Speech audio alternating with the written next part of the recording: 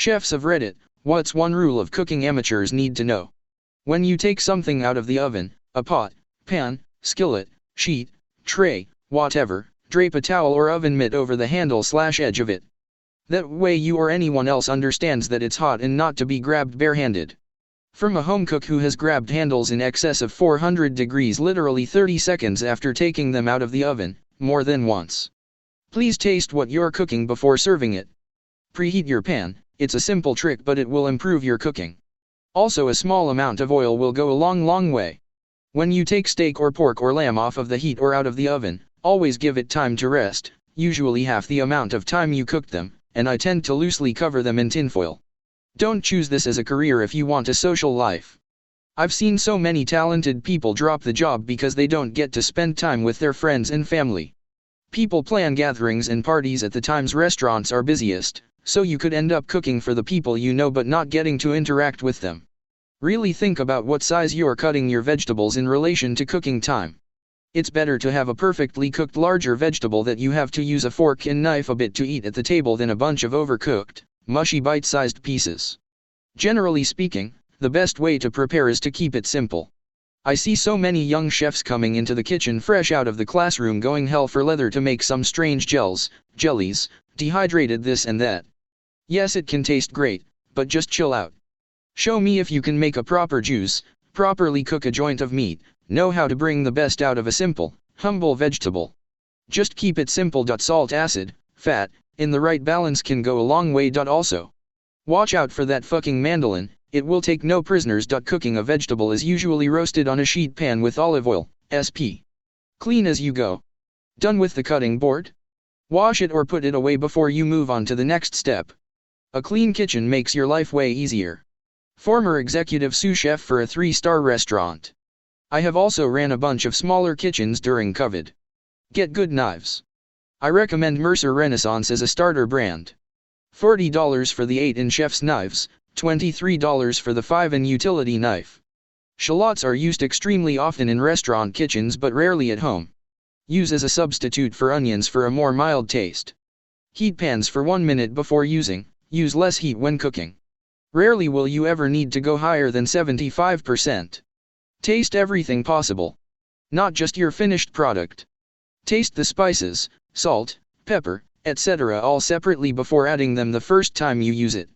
A lot of people will buy a new spice then immediately add it to their food, ruining it. Knives should be lightly honed before and after each use. Hand wash and dry immediately.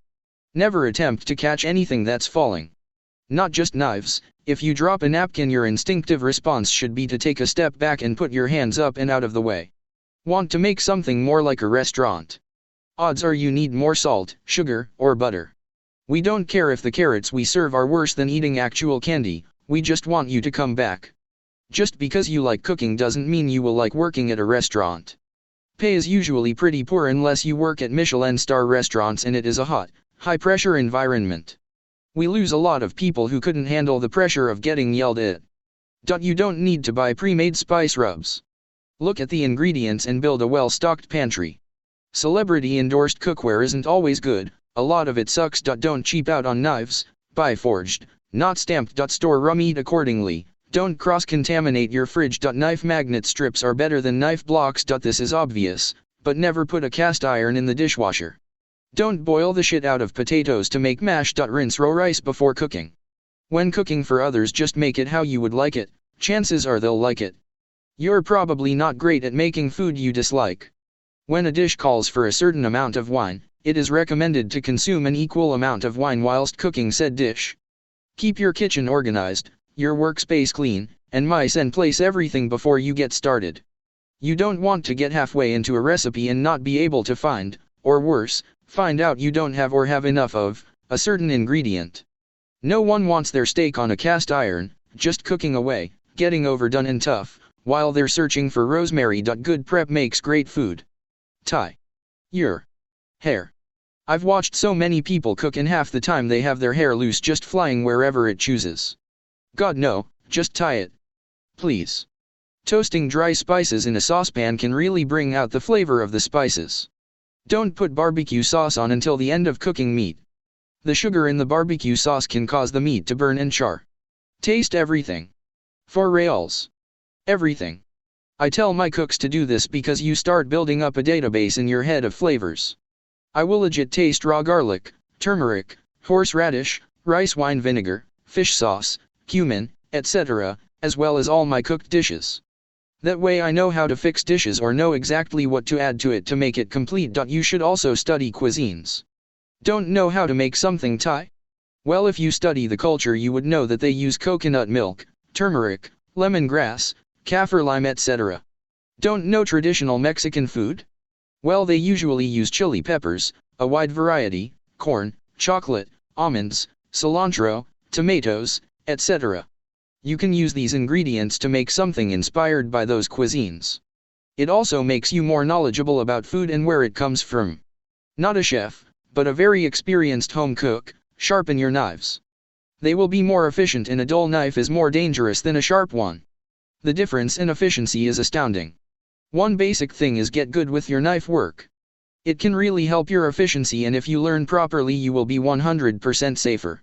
Also sharpen your knives, or try and pick the sharpest knife in the place lol. Always salt your pasta water.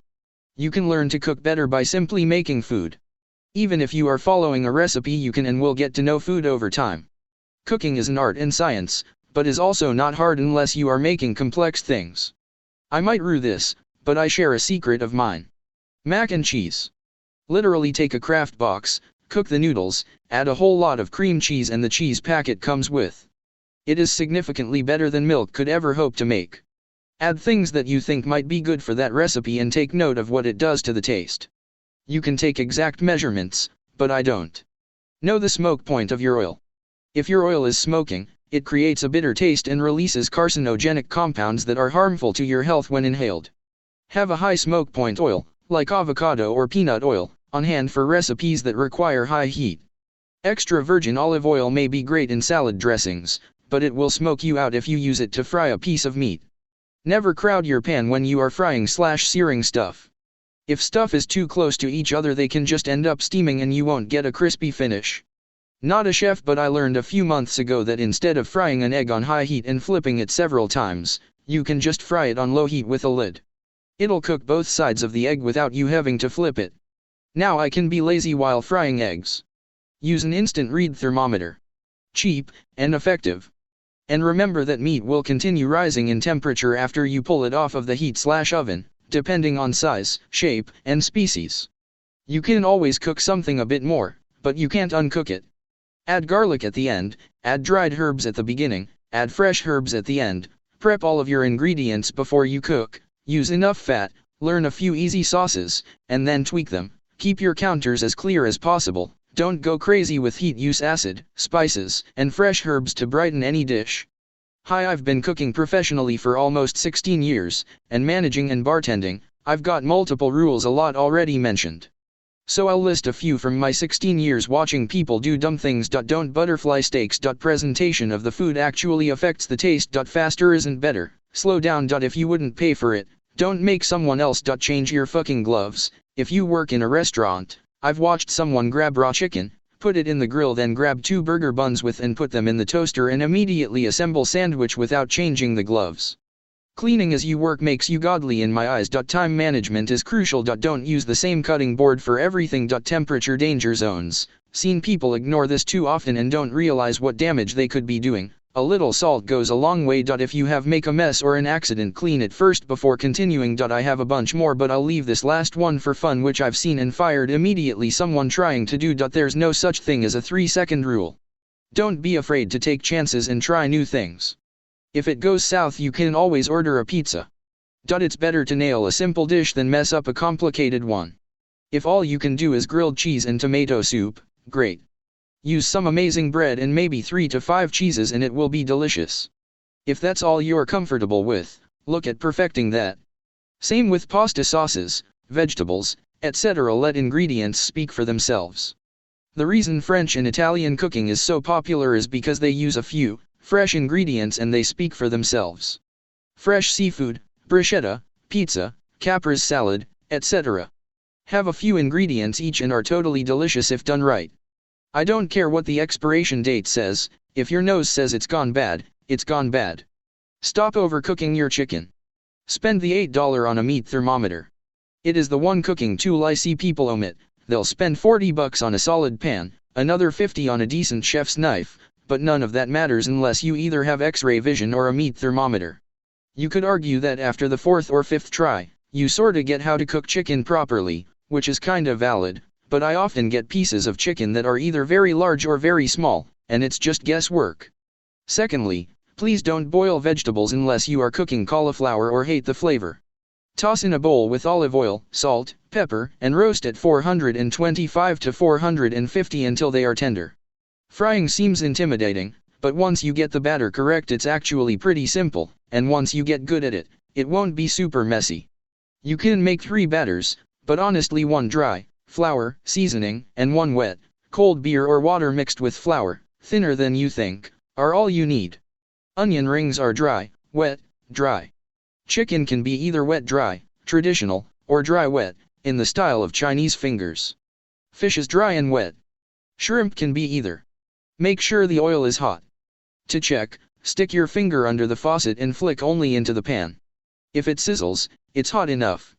Never overdo the water check, as it will cause your oil to spit and splatter. I repeat, not too much water in your oil. Just enough to check the temp. Golden brown, best in town. Flip once if needed. Fries don't need batter, but float when finished. Remember what Gordon Ramsay said, always add salt and pepper. Pork. Salt and pepper. Chicken. Salt and pepper. Ice cream. Salt and pepper. Pat meat dry before searing, makes a huge difference. Keep pieces of things intact for bursts of flavor. Dishes are much more dynamic when it's not fully blended together but you have a complementary pop of flavor, like the acidity of a sun-dried tomato in small amounts, or a little zest. A lot of people don't add much salt to a dish, and that's great for health reasons, but if trying to cook tasty food, salt is your best friend. Salt, oil, onion powder, garlic powder, and acid go a long way. You can basically use that combo on everything and it will be good. Don't underestimate some greens, garlic, lemon, or white vinegar, and salt as a topper for steaks, hummus etc. Peppers are much better seared. The flavor is wonderful. You must click the tongs a few times when you first pick them up. Please stop putting oil in the pasta water, it is unnecessary and prevents your delicious sauce from sticking to the pasta. Please do however make your pasta water taste like seawater before boiling. You can stir pasta around a bit when you first put it in so it doesn't stick together. Feel free to finish your pasta with olive oil or butter or whatever floats your boat, but please don't put the oil/butter in the water.